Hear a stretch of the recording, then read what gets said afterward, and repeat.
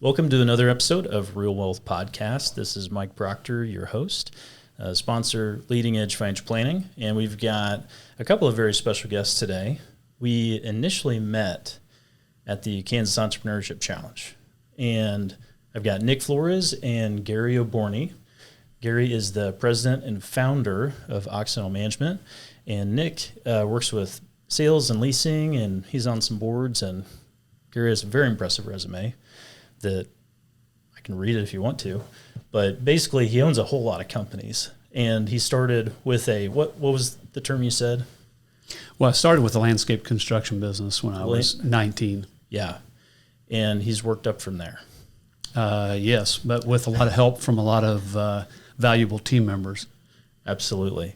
And that's what we're going to talk about today is the value of team members, mentorship, entrepreneurship, succession planning, a lot of really great topics. I think correct me if I'm wrong, I think what put you on the map in the Kansas City area even was buying the Sprint Center. Yes. Or the Sprint Campus. Yeah, Sprint Campus obviously was an asset that put us on the radar of a few things. But before that, in 2013, we purchased the OPX Center, and which was originally the Overland Park Trade Center, and we redid that completely. And that really got us established in the market in Kansas City. And then we built upon that position with the acquisition in 2019 of what was formerly called the Sprint Campus and is now called Asperia. Oh, I missed the rebrand. Yes. Yep. I mean, Sprint has almost kind of gone away. They're getting folded into T-Mobile, but correct. So yeah, as it stands today, Sprint technically is no longer, but is a part of T-Mobile. Mm-hmm. Yeah. Yeah. A couple other things I'll bring up. So Gary helped with the Greater Wichita Partnership, co-chair of the E20 Accelerator. What else? Wichita Chamber, very involved with that. WABA, Wichita Area Builders Association, and WEBA. But you've done tons of work in helping with the entrepreneurship community and ecosystem here in the Wichita area.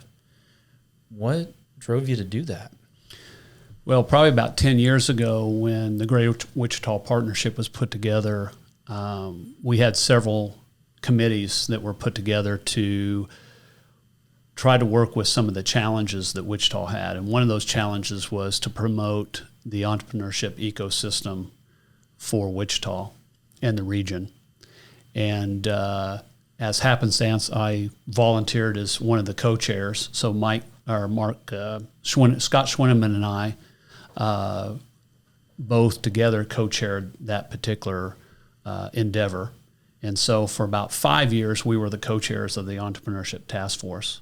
And our goal at that point was to build an ecosystem from a number of associations, committees, different groups that were somewhat siloed in the community, get them all together in one room, and then pick a opportunity and a mission statement to really center the group around. And what it was to identify, activate, and mentor the entrepreneurship ecosystem. And then from there, it was a matter, once we identified all of the different entrepreneurs that were operating in the ecosystem, was to then be able to identify, mentor, and invest in them. And so actually create a capital situation that would provide mentorship, connections, capital to those individual entrepreneurs trying to get going. And that's what became the E2E Accelerator and is what we know today as Nexus. Mm. Yeah, and they're doing some great things. Absolutely. Yeah. What's your level of involvement with Nexus today? So I became I was the original board chair and then became a board member. So I've been on the board of E2E with the founding of E2E and then Nexus as a board member. So to this day, it's probably been seven years. So we stay involved and continue to promote the ecosystem and then promote entrepreneurs as they create their companies and then start to scale them. Right. Now, is Nexus directly involved with some of the angel investing, or is that a bit of a separate deal? No, Nexus definitely, it has two components. It has the nonprofit component, which is connecting entrepreneurs and mentoring and creating events within the community. And then the second part is the profit side, which is the assemblage of high net worth individuals or those individuals in the community that like to invest in startups. And then each month, 2 to 3 startups are presented to the group. They do their pitch. Due diligence is done on that company. And then as a group, through Nexus, capital is provided for investment. Very nice. Are there any success stories to speak of from that that come to mind? I'm sure there's maybe more than one. Well, currently there's a number of the different entrepreneurs that are scaling their businesses and becoming profitable, which is always nice to see. There are a couple that are starting to come towards some type of exit, and they'll exit at some kind of multiple. So there's some nice success stories that are starting to generate. The one thing about startups is it takes some time to really be able to bring those companies to scalability and be able to really produce value. And so we're now starting to see those companies getting to that point. So that's really nice to see. Right. Because the odds of hitting a home run in angel investing is rather small. Yeah, if you really look at it historically, nationwide, it's less than 1%.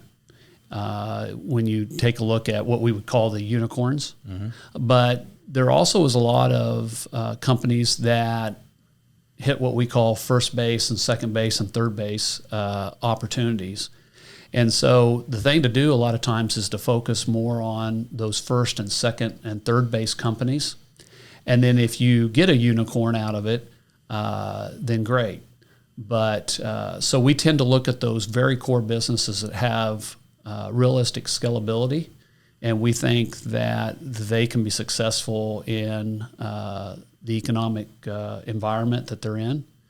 And then from there, if we can help them scale and mentor and grow, then and they turn out to be a unicorn, that's great. But I think your target is to try to find a solid performer that might be a 2 or 3 or 4x, and sometimes you get lucky and you got a 10 or 15x. Okay. Well, now we're talking more about angel investing than anything, but what do you think, while we're on it, for the 2-3, base or maybe a home run, what are the common attributes that make them successful? Well, first of all, a lot of people look at, do you bet the horse or do you bet the jockey? And we tend to start with the jockey. So who's in charge? Who is the entrepreneur? Do they have the characteristics that you need to have as an entrepreneur? So, you need to have tenacity. You need to have passion. You need to be ethical. You need to have the ability to critically think. You need to be able to set a strategy. You have to be able to execute on whatever the strategy is. And so at the end of the day, you have to have those elements because it's not easy to be an entrepreneur or start a business. And it's not a sprint. It's a marathon. And you have to come in every day and you have to grind. And you have to be willing to pay that price, which is long hours, sometimes for a number of years before you really get to a point of where the business is moving forward successfully. Mm-hmm. Which actually brings my mind to Nick. So back to Nick Flores. What was the original business that you entered into the Kansas Entrepreneurship Challenge? Yeah, I entered in drone photography and inspections. That was a pretty low barrier to entry business, minimal certifications, something that I could do and at the time, a 17-year-old, something that I could learn, and it wasn't very capital intensive. So I was able to bankroll that with just my $10 an hour quick trip part-time job. And the reason I started there is because it wasn't some crazy pie-in-the-sky new software idea. It was something a little bit more attainable and achievable and more bite-sized. So that was a great place to start, in my opinion. Yeah, and I think that Nick brings up a good point. it has to be a low barrier entry in a lot of cases, because if the barrier to entry is so high and the capital injection needed is so high, the element of risk just really dramatically increases. And so I think about my own start with a landscape construction business. I started with $1,600 loan at 22%, because interest rates at that time were very, very high. Yeah. And borrowed some money against my car. And that's how I got started. But the point is, it was a low barrier entry situation to get going and get to profitability fairly quick, to where I could be very focused in a fairly quick time frame to start moving towards profitability. And so you really need to take a look at what are the challenges that you might be having in whatever you're trying to start a business in, and really take a look at that, because the more difficult it is, i.e., say a medical invention or something that has a very high threshold of a regulation or regulatory approvals, it becomes a longer time frame to do that, and the risk level and the amount of capital infusion in order to be successful goes way up. Mm. That's where I think you have to match the entrepreneur to the opportunity. Elon can go out and do a rocket company, but I'm not going to start with a rocket company.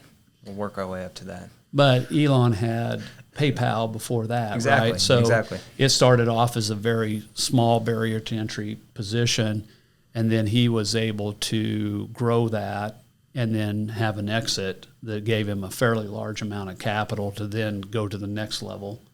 Right. But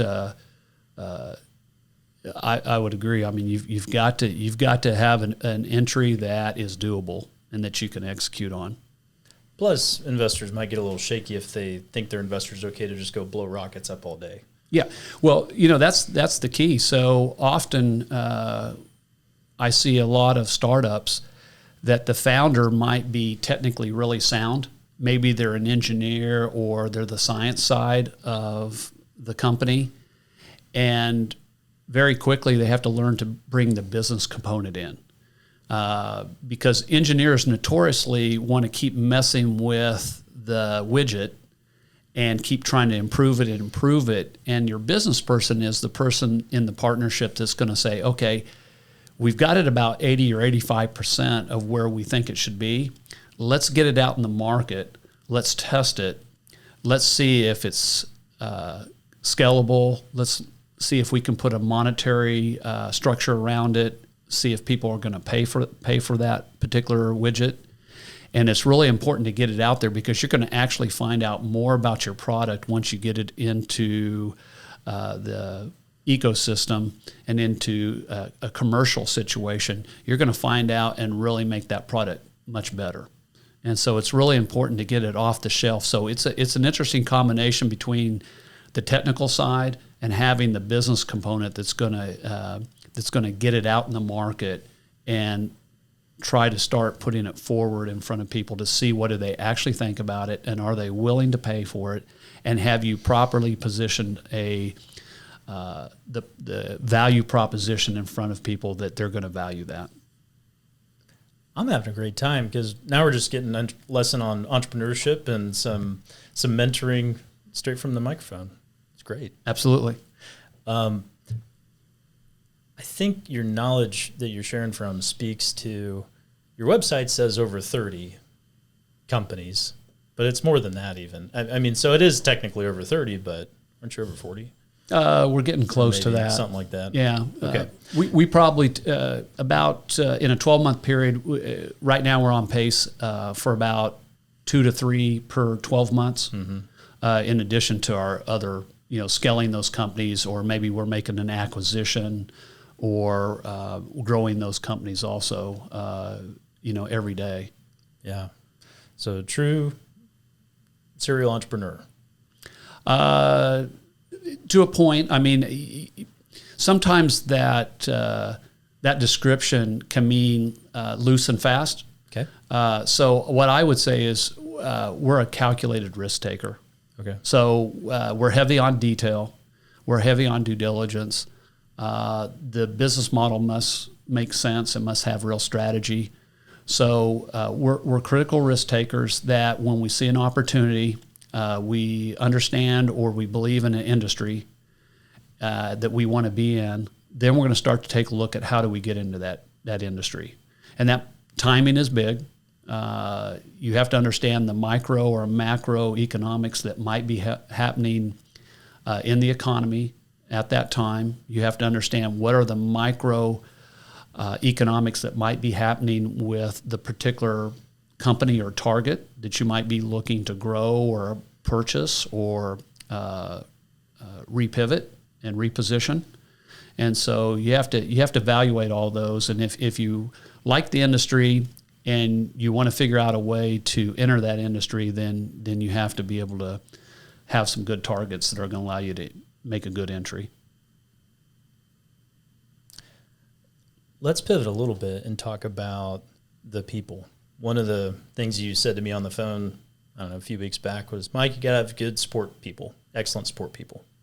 And we've still got some work to do on that around here as far as just, building the team and building that infrastructure. But why, how about you speak a little bit to the importance of the leadership side of developing, recruiting, retaining, growing people up to actually run the business that you envision? Well, I think when any business starts, it starts off with a founder or a particular owner that has the vision. And they're spending a lot of their time working in the business versus on the business. And so if you want to scale, then you're going to have to bring in associates and people that want to join your organization that believe in the vision and believe in the opportunity that is forward. And you never grow a scalable company by yourself. And that's the first thing you have to realize as, I think, a founder, is that you're going to have to bring into the organization a great team. And so, example with Nick is, in Nick, we saw a very talented person, a very passionate person, very energetic, tenacious, and he has a lot of the attributes to be very successful. And so Nick joined our organization, believes in the mission and the opportunity to be able to further himself. And then at that point, it really becomes incumbent upon us to give him the freedom to be successful, but also be there to provide mentorship and opportunity and cooperation with him as he's starting to expand his career and become more successful. And so it's our responsibility to be beside him and help him where he needs help. Yeah, and on the other side of that, these guys in the office, not just Gary, but also Chad, who's the president, and Charlie, who's the sales and leasing manager, these guys have saved me lifetimes of mistakes. There are a million things that I thought about doing or was going to do, and they cut it off immediately and said, we're not doing that. And that saved me lots of time and money. So it's a great deal for everybody, really. Yeah, and I try, it's a real juggling act between letting someone experience something. So we always say it's okay to skin your knee, but not fall off a cliff. And we try not to ever say no, but we might impart some wisdom and say, hey, we've tried this, 2 or 3 times before, or we've tried it a certain way. And unless you can come up with a different way to pivot that, here's the pitfalls that we ran into before, and this is why we had challenges. So evaluate and take that into consideration. And if you can come up with a pivot or a different idea that might change the direction of that particular opportunity, then it may make sense. Mm-hmm. But do realize that a few of us have tried certain situations, and be aware that these might be pitfalls or challenges as you try to execute on that. Mm-hmm. And that's true. They've never said outright no, but I'll give you an example. So there's this company that I saw that wasn't performing well, and I thought, oh, well, Gary buys companies all the time. Maybe this is an opportunity. And then he said something like, entrepreneurs all the time get distracted by shiny objects or something like that. Very and true. That's a great point. Like, he's got a lot going on. I'm not taking this project on. I need to focus on commercial leasing. It's, that's just one example. They haven't outright said no. I mean, on the other hand, I actually wanted to start a lawn care business when I was 15, and I made my business plan. I went to the pawn shop and I found $500 worth of equipment that I would need. Figured out how much I could charge, how much fuel was going to be. Put the Word document on my dad's desk. I even had all the money that I saved up on my own, and he said no. And I was under his roof, and so to your point, it doesn't really feel good to get a hard no. Maybe if he would have explained, hey, maybe you should focus on school, or gave me a reason, I think I might have received that a little bit differently. Yeah, so that's a good point. I mean, coaching along the way is really important, right? Mm-hmm. So, in sports, and often they say, it's hard for an athlete to get past bad coaching, right? So it comes down to us to also be able to give advice and put our associates and team members in a good position to be successful, but also let them work through it, right? Because you can only tell somebody so much, right? And then they have to experience it and live it. And obviously, when you have to go through the process and actually live it day to day and live with a good decision or a bad decision, at the end of the day, that's probably where you learn the fastest. And what we want to do is, again, try to make sure that it's not catastrophic, but yet everyone's always stretching a little bit. Everybody's skinning their knee a little bit. And as I always say a lot, learn to be comfortable with uncomfortable. And what that means is every time that you learn and do something new for the first time, you will make mistakes. Now, you can limit those and use your critical thinking skills to make sure it doesn't have heavy impact, but you have to go through that process. Some people have high anxiety about doing that, about making little mistakes, because they want perfection, or they take it from a personal standpoint. But you have to get to where you're excited to try new things and to put yourself in that position to make those little mistakes, because you are growing, you're stretching, you're getting better when you do that. But you do have to learn to have a positive attitude about the comfort level of being uncomfortable, because that's how you get from point A to point B, and that's how you advance yourself. Hard to learn new stuff if you're not willing to do new stuff. Absolutely. And you're not willing to put yourself out there and test yourself or make minor mistakes. Yeah. Yeah. So going back to, I guess, and I don't know, maybe you had a similar experience in your home when you were young and had a bit of an entrepreneurial spirit, but man, there was this internet thing. I got scammed, but I was gung ho on. I was like, I'm gonna make money, and I lost about $5,000 before it was all said and done. And my dad said no, my mom said no, and then I kept going at my mom, and eventually she caved, and I lost a bunch of money. But I learned some lessons. I learned a lot of lessons about due diligence and really getting to know what you should be doing before you get into it and start making commitments and signing your name to stuff. And anyways, but there's some protection there in all fairness to an extent, but also I hear what Gary's saying as far as the coaching side of it, and also what I'm hearing is the founder, the owner has responsibility, or the leadership, whoever that is,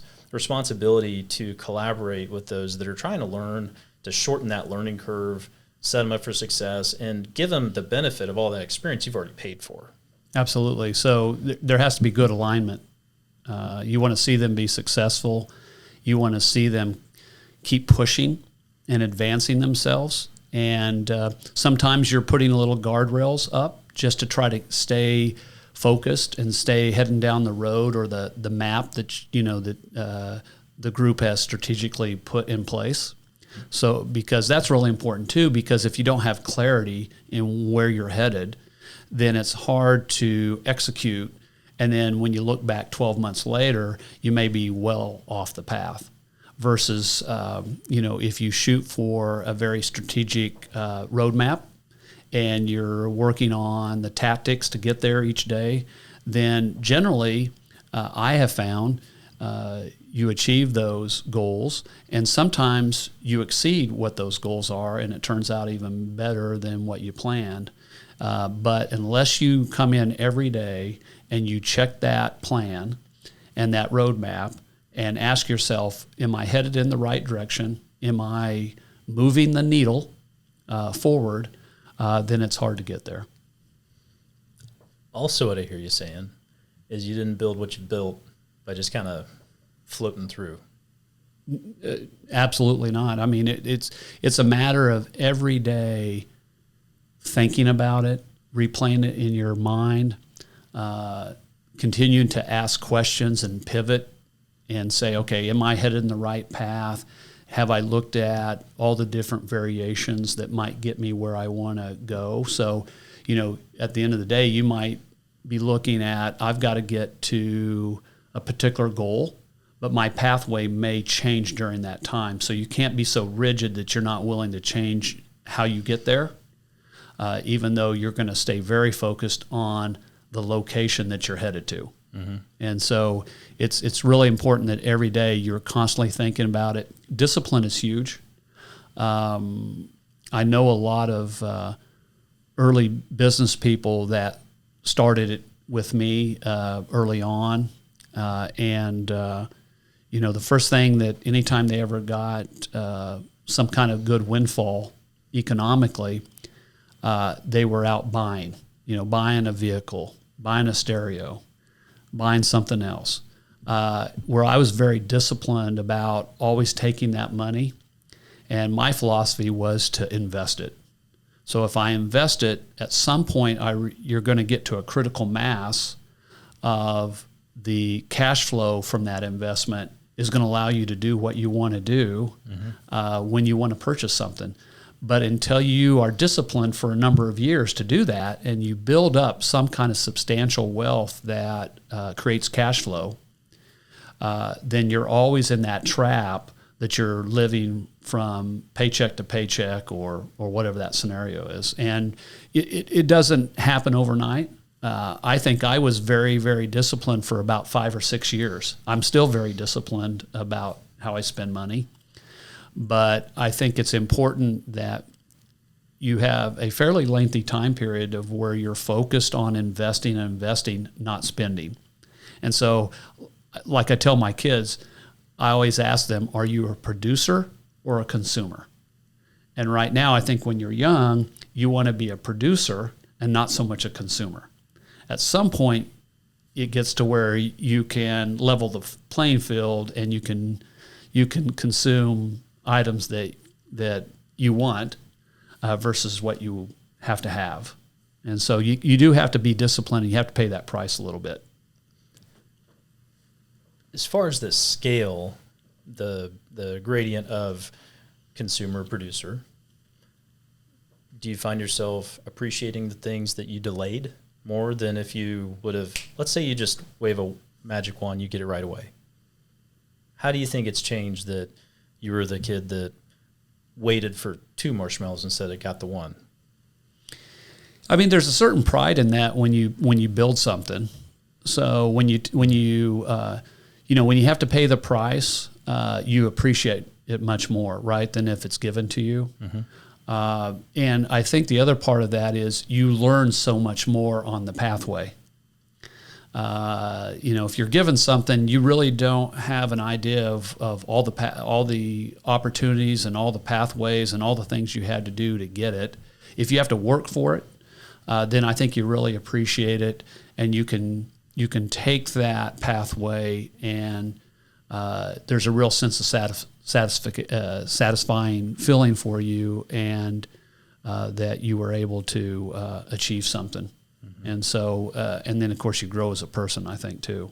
So hopefully if you pay that price, you show a lot of appreciation for the people around you and what was accomplished. Absolutely. Just a few episodes back, Dr. Paul Pelican came on and we were talking about artificial intelligence and all that that's doing. But he said something that's really important to keep in mind is the dignity of work. Yeah, I think Nick might be, he's probably got a few thoughts about it too, because I see him work hard every day. So I see a lot of attributes in Nick that I saw in myself as when I was younger. And I tell my kids every day, I said, if there's one thing that I'm most proud is that you both work really hard. They make a lot of effort and they work very hard at what they do. And I think that's one of the greatest things that you can teach your kids is to go out and learn how to make effort and work hard and get out there and earn it each day. Mm-hmm. And Nick, you might have some thoughts about that. Yeah, I think about that from a couple of different angles. Why do I choose to spend so much time working? Because every 15 minutes I log what I'm doing. And so at the end of the week, I have a sheet of how many hours I worked. And I think, did I use my time to the best of my ability at the end of every week? And as I was thinking about this last week, I thought, why do I choose to spend so much time working? Part of it is that the things that I get to do are fun and entertaining. Part of it is desire for future achievement. Part of it is, and I think this is part of every young person, just to get their parents' approval and have them say, "Wow, you're doing a good job," and stay on this path. I have seen a little bit of workaholism when I really pushed that. I had a couple weeks where I pushed that 100-hour mark and needed to tone it back a little bit and prioritize other things like family time and health. So there are a lot of different components that I think go into my desire to work hard. But I think the main key is finding something that doesn't feel like work, because it really doesn't. I'm just out playing the game every day, is what it feels like to me. Well, and I think that's really important attribute to recognize about yourself. Anyone can be successful in a business scenario if they're on the right seat on the bus. And so, if someone's very good about math and numbers in a real estate opportunity or a business opportunity, their role to play the accounting role or the CFO role or the controller role is the role that's suited best for them to be successful in a entrepreneurship or an entrepreneurial opportunity. If you're very sales-oriented and people-person-oriented and you like to put people together and network, then you may be best in that marketing or sales side and that generation side. And if you're really super creative and artsy, then the marketing or the creative side of putting together a project, that's the area you can be successful. So anyone at the end of the day, and I'm a big believer in this, is just the entrepreneurship journey has the opportunity to participate. It's just pick where your strengths are, where you're passionate, where you're going to be most happy, and then take that and utilize it and create value. Mm-hmm. And when you do that, at the end of the day, you can walk away feeling very good about your efforts and very satisfied from the achievements or the work that you're doing. And so I think that's really important to make sure that you really study what you're good at. Also study what you're not so good about or not so passionate about, and making sure that you're focusing on the areas where you can achieve a high level of value. Something I heard you say earlier in different words was, well, what I'm picking up on is you have a really strong rudder that, there's some people, they wake up and they're like, maybe they get bored with what they're doing. But when you said earlier you wake up, you're like, am I going in the right direction? And I think that's such a critical question for all of us to ask is, what's our purpose today? Or are we on target? What am I shooting for? But doing that day in, day out, we're going to get where we want to go instead of land somewhere where we're like, what am I doing? Mm-hmm. I think vision is a huge part of that. I know just organizationally within Occidental, it's on a 2-page sheet, laminated, that's hung up on some people's desks, and it says, here's what we're going to do, here's where, here's how, here's what we're going to buy, here's the criteria. And you can look at that every day. And until, I mean, it's pretty far out. That would take many, many years to get to where that sheet says we want to be. And if we're not there, well, we know what to do. There's plenty of work to be done. I think if you don't have the vision, maybe that's where you'd get bored and not know what to do next. Well, and I think that frames the ability to say yes to certain things, and sometimes even more important, to say no. Okay, this is not in our pathway right now. It could be in the future, but within our next 12 months or our strategic plan that we're working on right now, this is the part that fits. And at the end of the day, gets that piece of the puzzle that you need to put in so that at the end of, say, 12 months of strategy, you're looking at a puzzle that shows a picture and not a lot of pieces that are just sitting all over the place. And so I do think you have to think about that every day, and it has to be consistent. And that's another part, I think, of that you have to have that trait of consistency. Consistently, you come in every day and you try to move the needle on the goals that you've set.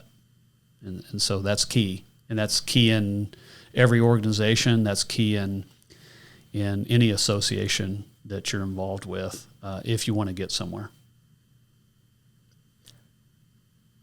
How does one go about, going from a business startup where it's Nick and his drone and his camera to Nick videoing the whole country? I don't know what that looks like, but from startup through the different phases of business, how do you see pivots or shifts in ability and the ways that you're learning about how to grow the business?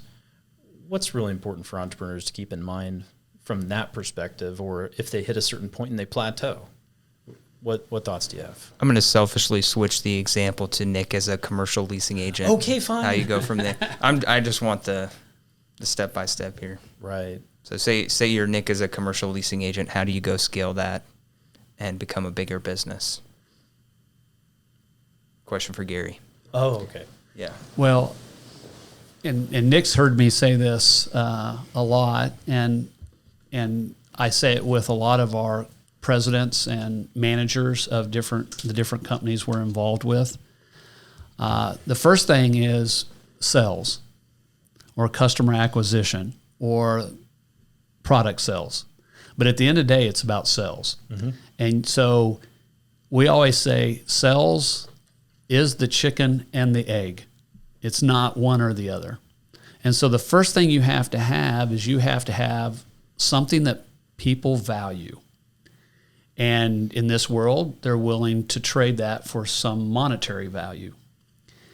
And you have to make sure that you're continuing to always push to increase your sales, increase the pipeline into your sales, because no matter what you do, when you look at it, we always say you must fill the top of the funnel all the time.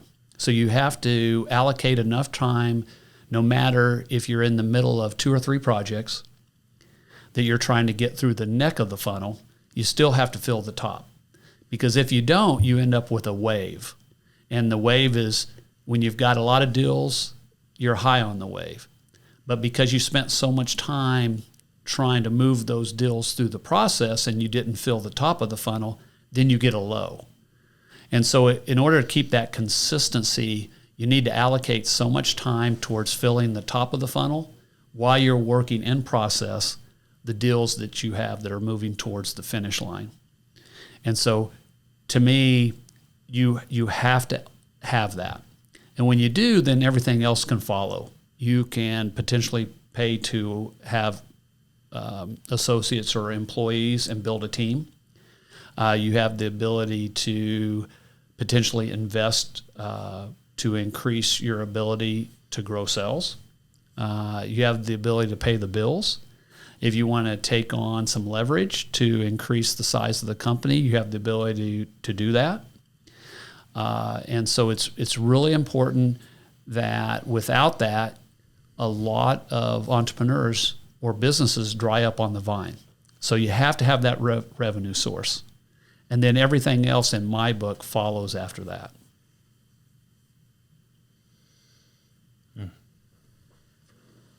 Seems pretty straightforward, but why don't more people do it? Well, where are you at in that process? Definitely in the trenches of selling every day. Okay. No doubt about it.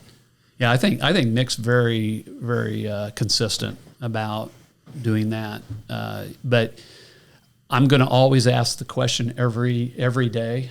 It would probably be the first thing that I always ask Nick each day I see him is, how you doing? How you doing on sales? How you doing that? I had 2 meetings yesterday with some of our principals at other companies, and that's my first question to them. How are we doing on the sales? How are we doing about customer acquisition? How are we out there moving that needle? Because if you have that, the rest can follow, and it just comes operationally. Well, hey, if I have a lot of sales and I'm growing the company, then I'm going to have a controller and someone to do the accounting and the administrative work and all that. But if you put the other in place first and you don't have the sales, you're not going to get anywhere. So I see Nick very consistent. My job is to continue to just mentor and keep bringing that up so that every day, he's getting that positive motivation from me that, hey, that's the pathway that you need to be focused on. And the rest takes care of itself. Okay. Question. When you started out, do you consider yourself a naturally good salesperson, or is that something you learned over time, or what made you good? Well, there's 2 ways to do that. Often, if you talk to people about sales, they envision this very, fast-talking, high-pressure type of environment. And I've always tried to talk to people about, if you believe in the product that you're selling and that you're bringing value to a customer, then it's a totally different conversation. You're trying to do something that's good for them, and you're trying to help them get somewhere. And so it depends on what your approach is. For me, I believe if it's Occidental, I believe that we have tremendous properties. They're in great demographics. They're high quality properties. We have high levels of amenities at those properties. And so if you want to open a business, then come to one of our properties because they're positioned correctly to help you be successful. And then, we also at Occidental, we want to put all of our departments to help mentor our tenants and help them be successful. So we believe in spending money also on supporting those tenants. Maybe they need some marketing help. Maybe they need some website help. Maybe they need some business advice. Maybe they need some networking with potential banks. We're willing to do all that to help them be successful. And so at the end of the day, it's really important to have that focus and have that structure in place to be successul. Yeah, empty space isn't worth much, is it? No, we always say an empty space is like an anvil around your neck. Ooh. It's just weight, right? And the thing is in the rental business, no matter what it is, because it's a factor of dollars and time. Mm-hmm. If you lose a day, you can never make that up. Yeah. And so that potential revenue is gone forever. So you always have to be thinking that time's of essence. You have to get the deal done and put it in place. Now, it has to make sense. It has to be a profitable deal. You just can't, sales you can't do just to do sales. It has to be a deal that you put together that again, you're providing great value to somebody, but at the end of the day, it has to have some profit margin to it because, one, you got to pay for the business and the cost of doing business. And at the end of the day, you've got capital at risk, and there needs to be some type of appropriate return to that capital. Certainly. Yeah. And I learned that lesson the tough way. Oh. So it's when you're the leasing agent and you don't own the property, it's difficult to put your owner hat on. So when I very first started, I took some CCIM classes, and I just thought, okay, well, we have market vacancy. Most other buildings that are similar have 10% vacancy, and we'll find a tenant as fast as we can. And then my personal investment unit, I had somebody move out of my duplex, and the first of the month came, and I paid the mortgage and didn't have rent coming in. And I said, oh, that's what he's talking about. Yeah, absolutely. I mean, again, sometimes real estate developers, as we see in the paper a lot, get painted as, just taking advantage of public and private partnerships, and that they're just making a lot of money hands over fist. The real estate development business and real estate investing in general is a bean counters business. You're putting a lot of capital at risk for a lot of times a single-digit return. And if you make some mistakes, that profit goes away very quickly. And, of course, there's a lot of things that can erode that profit, in the ecosystem and in your pro forma and your business model. And so, I always like Jack DeBoer's comment that, treat nickels like manhole covers. Because every nickel matters, right? Every penny matters, and he learned that in the real estate business. You can put a lot of capital out there at risk for a very minimal return with a lot of high exposure, and so you do have to make sure that you're thinking about that when you make your decisions. It may not come to mind immediately, but this is actually one of Jack DeBoer's projects. Absolutely. Yeah.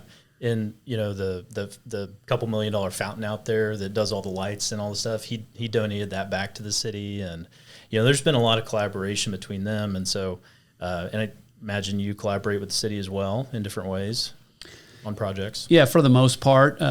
Sometimes we collaborate with them on public-private partnerships. Union Station was one of those. Mm-hmm. We work with them on zoning and different things of that nature. We also participate in a lot of different ways, like the Storm Water Advisory Board. I've been on for about 7 or 8 years now. Mm-hmm. Was actually a founding committee member for that.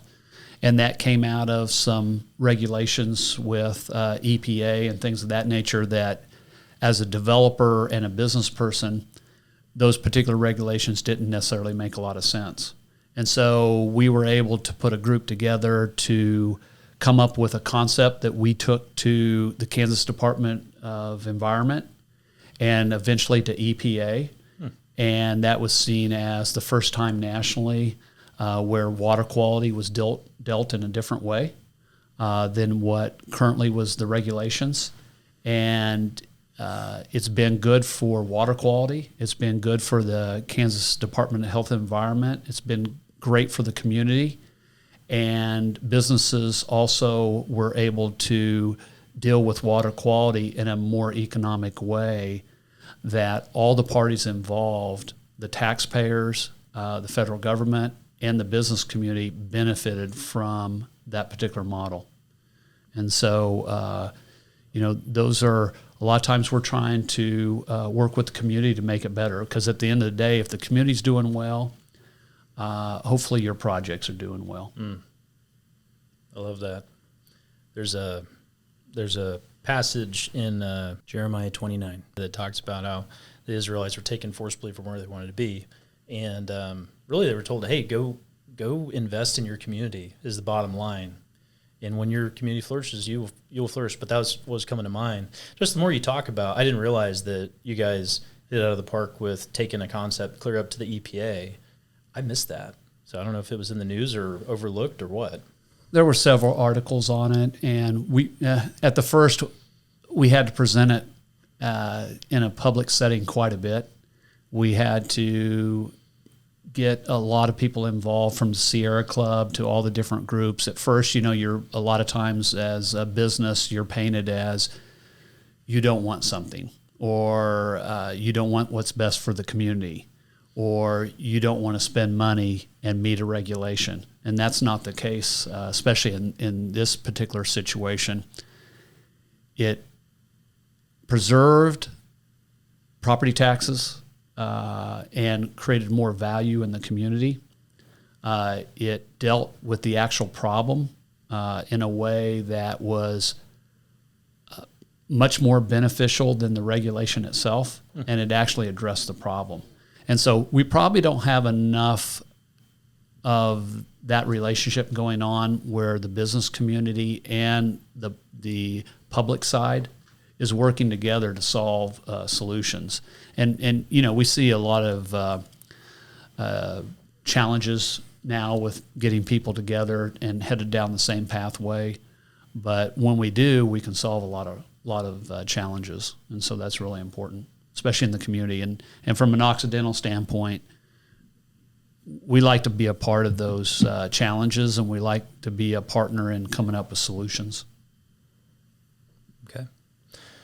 Let's pivot a little bit and talk about how valuable is the leadership and succession planning to business itself, or let's just go down that road of why is it? What is the most important piece of it to you? Well, I think, it's different for everyone. So, for instance, if a business is just a lifestyle business, then that business is being constructed or operated based around a lifestyle of the owner. And usually it's a very small company. Maybe it might be a 1-person or 2-person, 3-person operation, but it's more of a lifestyle business. It changes dramatically when you grow a team and you grow an actual company. Then the leadership and the succession of that business becomes much more important, because now it's its own entity, and it has a lot of responsibilities to all the associates and the team and the employees that are in that company. And so it becomes a lot more important, because the vitality of everybody involved is much more important and relies on that company being successful. So the succession planning becomes much more, because now it has a lifespan of its own. And so if you want to grow a company, you want to see it flourish, then I think those priorities become very important to make decisions on succession planning and what does that leadership look like, and can that entity continue without you if it needed to. Mm-hmm. And so we always say, build a great company to last forever, and only sell it when someone values it more than we do. Man, that was awesome. That was so good. But to always be ready for it to be able to operate without you, if you can. Well, and that means you have to make investment, mm-hmm. right? So you can't be taking all the time, mm-hmm. and draining the company of capital and its ability to continue to grow. And so that takes some discipline. And you have to, in a lot of cases, you have to put the company before yourself a lot of times, and your team members first, because they may be relying on a salary or a payroll scenario, and that always has to come first. And then the next is, how do you invest and grow the company? And so it's really important to make sure that that we have that type of culture. Yeah. There's a thought that comes to mind of how some people humanize their company as their baby. But really, to put it in perspective, the company doesn't have a death date unless it runs out of money. Yeah, right. I mean, as long as it continues to pivot and evolve. Now, it can't stay static because at some point, no matter what happens, decisions are going to be made. And those decisions can either be voluntary or they're involuntary. When it's a voluntary decision, you have a lot more control over what's going on and what your options are. But if you paint yourself into a corner or you don't continue to pivot and make changes, some of those decisions that might come at you are involuntary, meaning they're out of your control, and that could be detrimental to the company. And so, history's littered with a lot of companies that took that approach. And one I think about, just because we have Union Station, is I see that Baldwin train that sets up, the big steam train that sets up on the bridge. And that's an interesting study. Baldwin said, there's always going to be steam engines, there's always going to be steam trains, and so they, continued to stay down the same process of manufacturing steam engines, and steam engines were eventually replaced by diesel locomotive, and so they didn't make that pivot, they didn't make that change. And so they're no longer part of history because of that. And there's many companies that in history that chose to not pivot. And so what we say is we don't want to run the company on Thursday like we ran it on Wednesday. And so that means you have to be constantly thinking about how you pivot while still staying on a strategic plan. But you always have to have your eye on, okay, where do we have to go next, and how is that slightly different one day to the next? And so if you continue to pivot, then hopefully you're always moving forward, and the big pivots don't have to happen.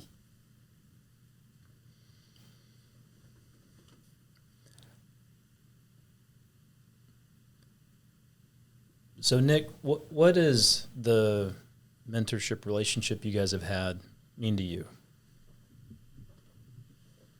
I think it's, with the his point about change, things change all the time. When I very first started, I didn't really know what I was getting myself into. And I think I accidentally called Gary boss one time, and he said, "Don't ever call me that again. I'm not your boss."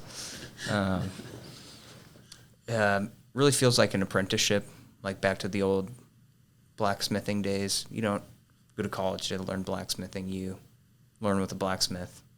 If you want to learn how to be a real estate developer, go find a real estate developer that can show you the ropes.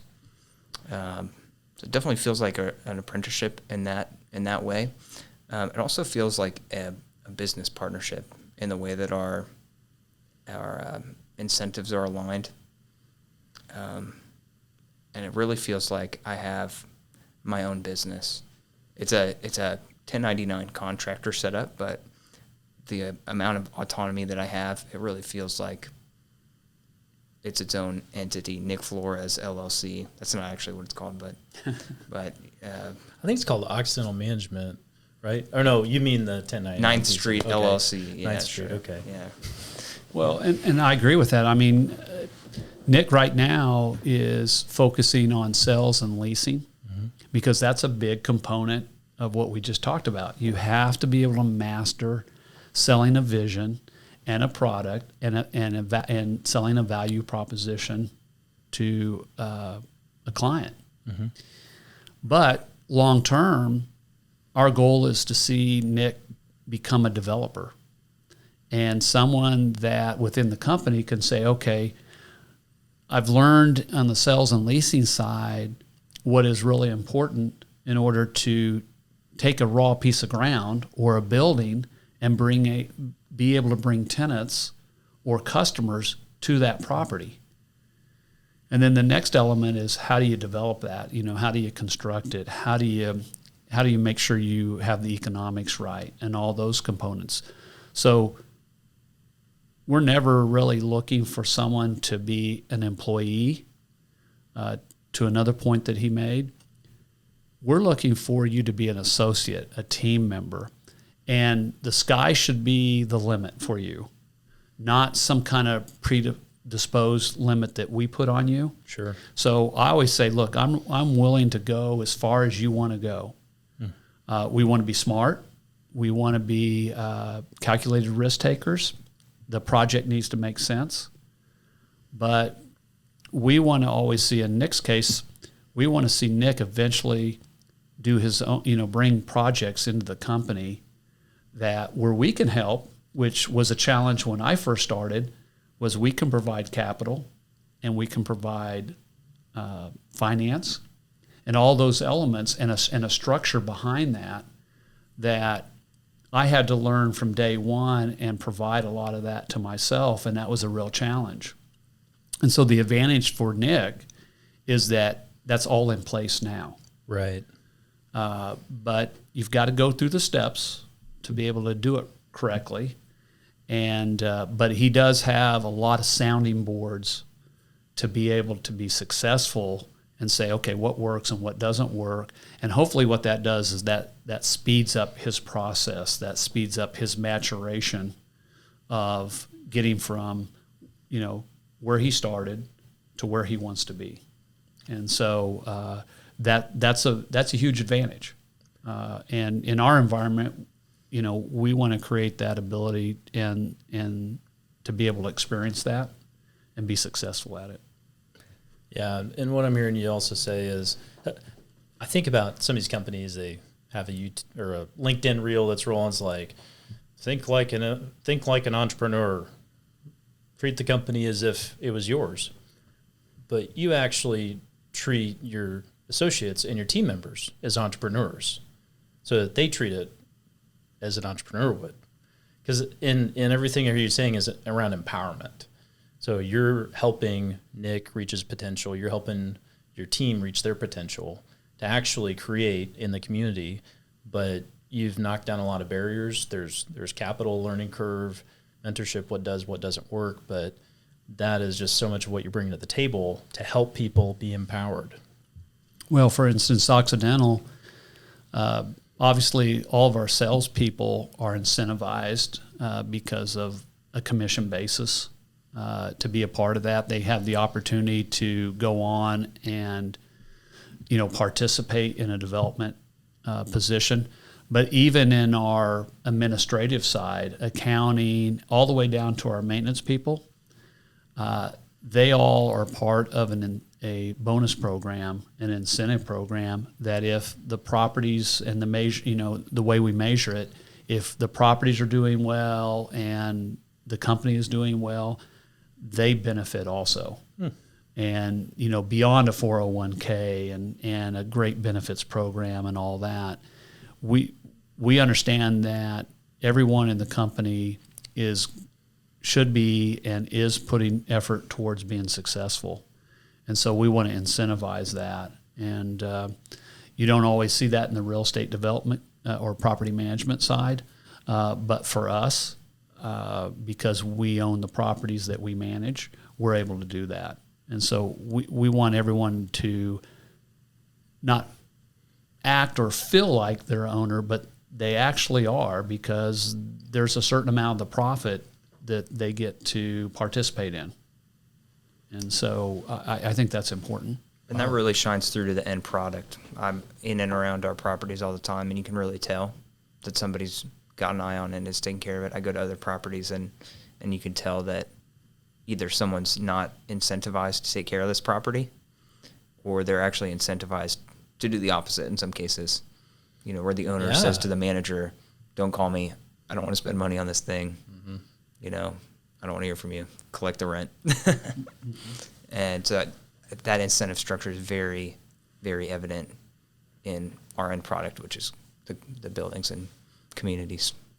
Thanks. I'm very appreciative it's not slumlording, because I felt like that's what you just described was, try to squeeze all the money out of it you can and let it dry up and move on. But yeah, if you do that, it's a short-term approach. Yeah. And again, if your goal is to build a great company to last forever, you can't take a short-term approach. And I see entrepreneurs often do that, right? And the problem, especially in a startup, is that they keep having to go back for capital because they're not trying to build a profitable company. Instead, it's all about growth and it's all about the exit. Now, everybody's got their different philosophies of how they want to win. Our approach is to every day come in, build value, build cash flow, have a profitable project, and then if we sell and the project is very profitable, then we should get what we want out of it when it comes time to sell. But we don't want to be in a position that we're forced to sell. And often you see with startups where the startup just runs out of runway and they run out of the ability to source capital, and they've got so much capital invested that they either sell for a loss or they never really get a return on that because they took the short-term approach of, hey, I just want to put this company together, I'm going to ramp it up, and I'm going to sell it. And so I counsel a lot of the startups that I mentor with and work with is first build that great company that's profitable, and then think about your exit later when you've got a profitable company. And if you do, you'll sell it when you want to, not when you have to. Mm-hmm. And that's the difference. I could talk with you all day. This is awesome. But I know we don't probably have all day. So there are a few questions I do want to get out if we have maybe just a few more minutes. One of them, I did a little research, and next to your name, the most searched term was Gary Oborny net worth. So what comments do you have on all the people that are searching for that? Well, one is I don't really think about net worth. I think about consistent cash flow from investments. So I'm a big fan, whether it be the stock market, whether it be an investment in general, that it distributes some type of cash flow. And so that's always my goal. If you are forced to sell something to make a profit, you may not pick the timing right, and you may not be in a situation that you want to. And so you might sell for a profitable level, and you might not, depending on when the economics of the time are. But if you're looking at building scenarios that produce cash flow and a return, then you can choose when you sell. And so I tend to think about that more than net worth. The other thing is, I'm a big fan of entrepreneurship, mm-hmm. and I believe in creating opportunities and companies. If you're in the corporate world, you think about the discussion is a lot about jobs in the community, right? Entrepreneurs or people believe in entrepreneurship, we think about starting companies. And you get to the same place one way or another, because if I added up probably all the companies we're involved in, there would be thousands of employees. Mm.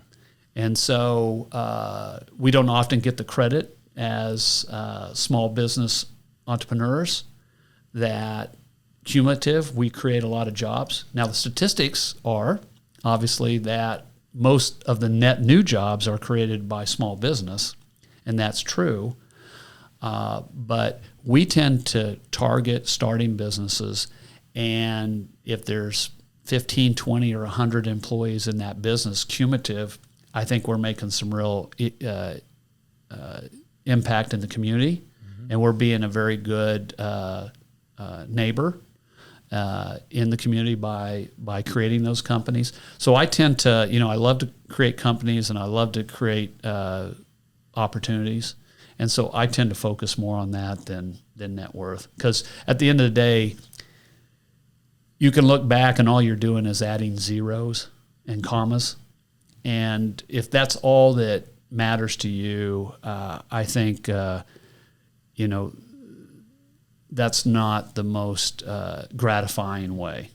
But if you're creating companies that you have team members in that create a great livelihood for them, you're creating products that people value, to me, at the end of the day, that's pretty satisfying to be a part of that. And so I tend to think of it that way. Cool. And I like to look at it as types of projects that I work on. I don't really look at net worth either. I mean, you could add all your beans together, but I think about what are some of the most recent projects I've done, and then it's not really valuing myself, but I always want to work for bigger, better, cooler, more impactful projects. And that's what really matters. Yeah, because I think in order to get there, you have to stretch yourself, right? You have to find a new best. And I always like to say, as you go through these challenges, what do you do when your perceived best is not good enough? Do you try to find a new best? Do you cave? Or do you just stay stagnant? And so as you generate more confidence, you can come back to yourself and say, hey, I've got another best. Can I find that? And can I go search for that? And do I have the confidence to go for that? And I think, and that's part of the learning process. Nick, he's always reading books. He's always studying things. I really appreciate that because learning is lifelong, and it's really important that you always have that as a attribute in your approach. And when I see someone that's always trying to learn, always trying to read, always trying to absorb advice, I know they're going to be successful because they have the right mindset to be successful. Yeah, I think the learning's the working out of entrepreneurship. I mean, people don't work out because of the immediate dopamine hit from sitting on the couch and eating a bag of chips. But working out gives you the longer term dopamine over the long term, and that's how I see learning in the entrepreneurial framework. And it does get addictive over time, that's for sure. Yeah, one of the things that I love about learning, whether it's entrepreneurial or whatever area, is it just helps you discover the world that you're going through in a different way. The more you add into your toolbox of how you color your lens, whatever, you're kind of putting yourself on a new trajectory of life with whatever the learning is. Well, and it also allows you to understand that there's many pathways to get there, right? Mm-hmm. And so that diversity in our community is really important because there might be 20 ways to achieve the same goal. It might not be your way. Mm-hmm. It might not be comfortable for you. But what that does is that gives opportunity to many. And to me, entrepreneurship, there really is no real criticism of entrepreneurship because what it's about is opportunity. And there's nothing negative about giving opportunity to anyone in the world. And it just means that they have the freedom to determine their destiny. And you have the ability to be very successful, and you have the ability to lose.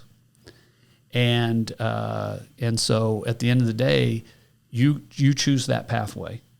And so for me, that's something that's very stimulating. What do you do when you have to eat what you kill? Mm-hmm. You've got to really challenge yourself to go to a new level when you do that, because at the end of the day, it starts and stops with you and what you want to achieve, and the sky's the limit. Mm-hmm. So when it does start and stop with you, and you're working 100 hours a week, Gary, how do you manage the life-work balance? Well, it's really funny. So often people will say, wow, you own your own business. You can pick and choose when you work. I said, yeah, all the time. But you do have to keep it in, you do have to keep it in perspective. I think it really is a matter of identifying the period in a day that you're going to put in for that day, taking into account family obligations or family things that you need to do or community things you need to do. And it really is about how efficient can you get within that window that really matters. Because some people might get 5 things done in 10 hours, and if you really work at it, maybe you get double that in the same amount of time if you're really focused. And so, one, you got to prioritize what moves the needle, what gets those things done you really need to. And then when you're on family time or whatever, give 100% during that time. My wife grew up in a family business. She understands that. She was an athlete, so she understands the discipline, dedication, and training, all those things that come with that experience.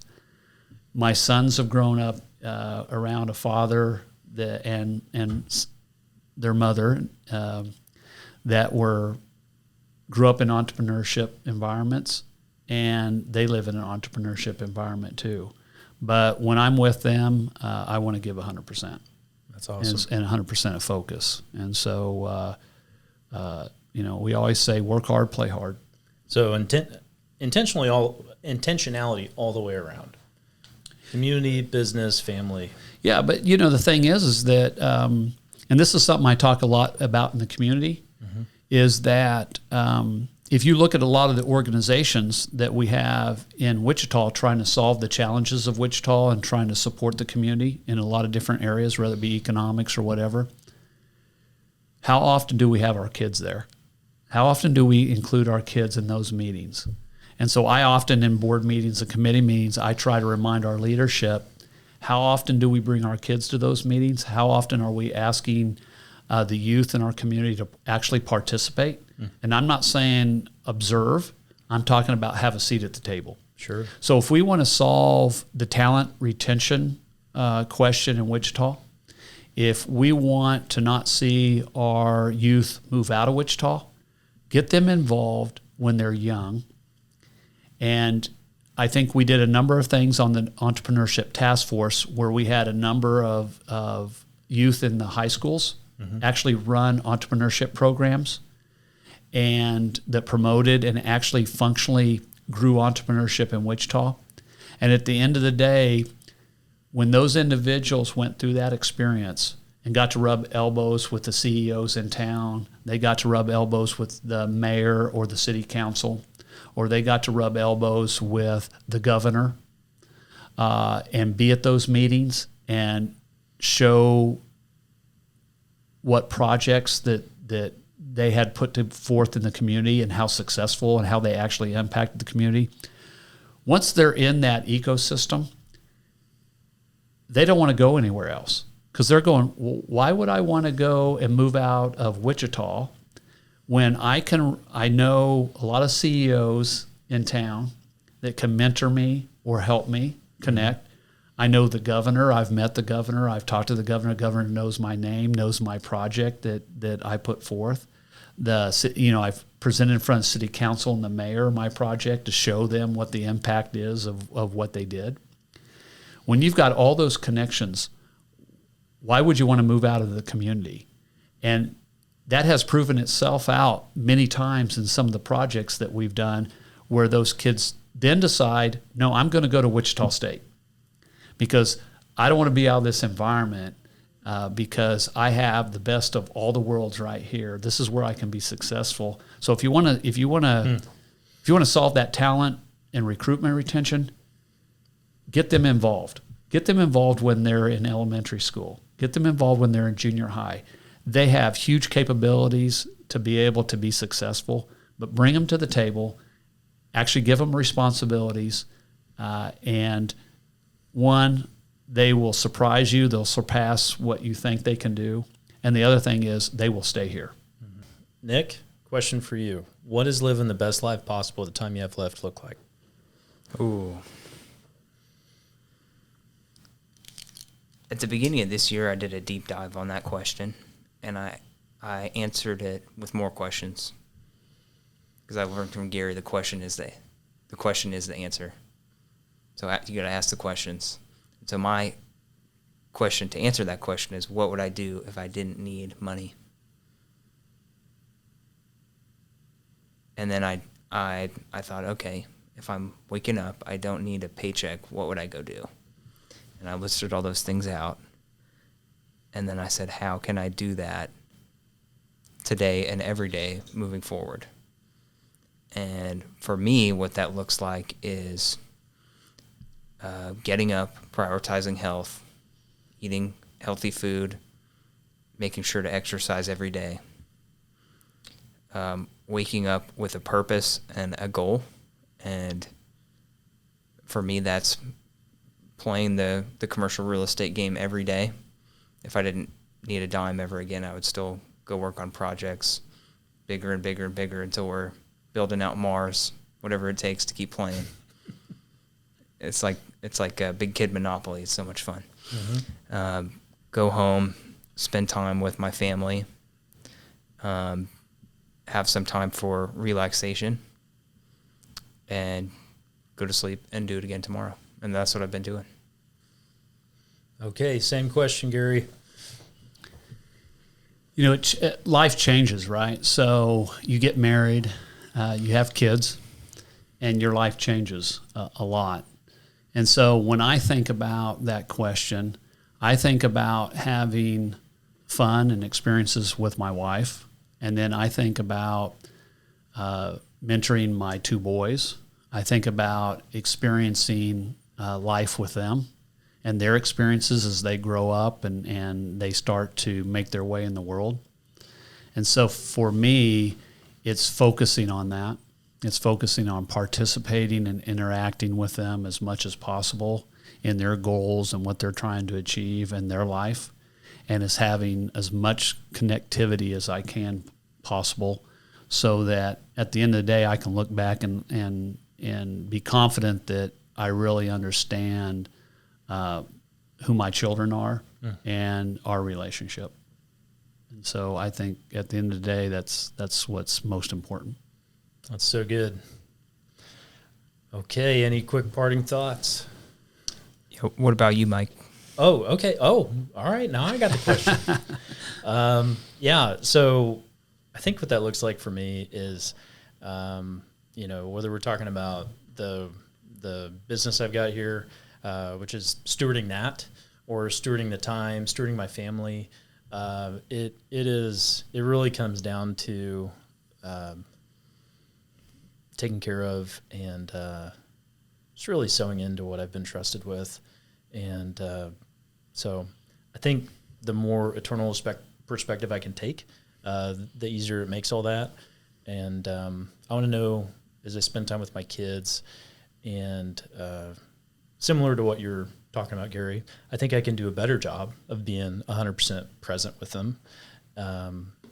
But for them to know who they are, for me to know who they are, and for them to really find their identity where it's meant to be, and get comfortable with that. So, yeah, it really comes down to being a steward of what I've been trusted with. You bet. Got it. Well, it's been a real pleasure to spend some time with you today. Thank you so much for investing some time here with me. Absolutely. Part of your angel investing with time. I appreciate that. And thank you so much again, both of you, for both of your your time is real expensive because the back end exponential growth is huge. You got a whole lot of growth to go. Anyways, this has been Real Wealth Podcast. I'll wrap it up. This is Mike Proctor, sponsored by Leading Edge Financial Planning, and with time, Occidental Management.